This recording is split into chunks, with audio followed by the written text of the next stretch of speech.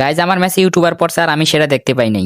আহারে কয়েকদিন আগে আমি একটা ভিডিও ছাড়ছিলাম, সেটা হইতেছে ম্যাচের এক প্রান্ত থেকে অপর প্রান্ত আমি হেঁটে হেঁটে যাব। ওই ভিডিওটা আপলোড করার পর আমি কমেন্ট বক্সে দেখতে পাই পোলাপান বলতেছে আমার ম্যাচে নাকি ভিভেস পড়ছিল। এটা কোনো কথা?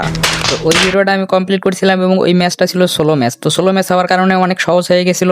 তো এক ভাই ওখানে কমেন্ট করছিল যে এটা স্কোয়াডে করে দেখাইতে, কারণ স্কোয়াডে অনেক এনিমি থাকবো, কারো না কারো চোখে পড়লে আমাকে সানডে মানডে ক্লোজ করে দিবে। তো তার কথা মতো আমরা একটা solo versus squad match start দিয়ে দেই। তো এখানে বারমুডা দেশে যাওয়ার জন্য আমাদের কাছে কোনো টিকিট ছিল না, এই জন্য আমরা প্লেনের চাকায় ঝুলে ঝুলে চলে আসি বারমুডা দেশে। ট্রেন্ডিং এর সাথে সাথে তোমাদেরকে এখানে দেখাই দেয় এটা কোনো নর্মাল ম্যাচ না, বিয়ার র্যাঙ্ক ম্যাচ। তো এখান থেকে আমাদের গন্তব্য হচ্ছে আমরা যাব ওই প্রান্তে শুধু হেঁটে হেঁটে। তো হেঁটে হেঁটে যাওয়ার সময় আমাদের রাস্তাঘাটে এনিমি আমাদেরকে কি প্যাকেট করে দেয় নাকি আমরা কি তাদেরকে ফাঁকি দিয়ে আমরা আমাদের গন্তব্যে পৌঁছাতে পারি। আজকে অনেকক্ষণ দৌড়াইতে হবে, এই জন্য আমি একটা হারবাল খেয়ে নিছি।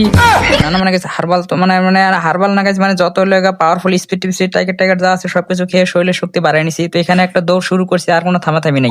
প্লেন যেদিক দেখেছে প্লেনের ওই বরাবর ডিরেক্ট বরাবর আমরা রওনা দেবো। রাস্তায় আমাদেরকে নদী পড়ুক বা পাহাড় পড়ুক বিল্ডিং পড়ুক যাই পড়ুক না কেন সেটার উপর দিয়ে আমাদেরকে যেতে হবে।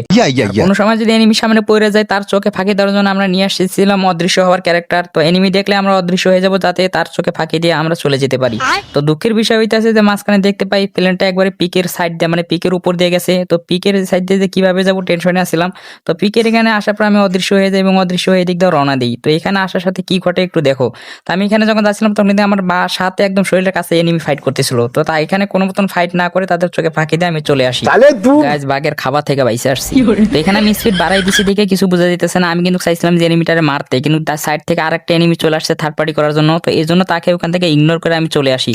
তো এদিক দিয়ে দেখো আমি প্রায় চলে আসছি লাস্ট প্রান্তে। তো এদিক দিয়ে কোনো ভয় নাই, কারণ এদিক দিয়ে কোনো বাড়িঘর নাই, এদিক দিয়ে এনিমি কমই থাকে। তো এদিক দিয়ে আমি রিল্যাক্সে যাচ্ছিলাম। তো এখানে তোমাদেরকে আমি আবার দেখাই দিই এটা কিন্তু বিয়ার র্যাঙ্ক এবং সোলো ভার্সেস স্কোয়াড ম্যাচ। এটা চলে আসছি। তো এখানে কোনো রিস্ক না নিয়ে আবার অদৃশ্য হয়ে যায়, কারণ এখানে যদি কোনো এনিমি আমাদের পেছন মেরে দেয় তাহলে আমাদের মিশনটা এখানে ইনকমপ্লিট হয়ে যাবে। তো আজকেও সোলো ভার্সেস স্কোয়াডে আমাদের মিশনটা কমপ্লিট হয়ে গেছে। তোমাদের কাছে কেমন লাগলো জানাইও, আর আজকেও কোনো ইউটিউবার পড়ছে কিনা খেয়াল করে থাকলে জানাইও।